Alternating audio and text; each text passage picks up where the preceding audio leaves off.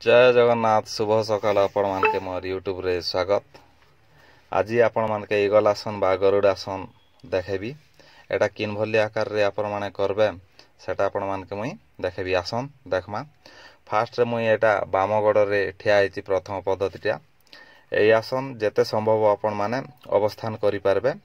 एई आसन करबा द्वारा आपण मानकर गोटिए पाद उपरे समस्त शरीर ओजन अर्पित होए। यह द्वारा आंठुर मांसपेशी सबल होए।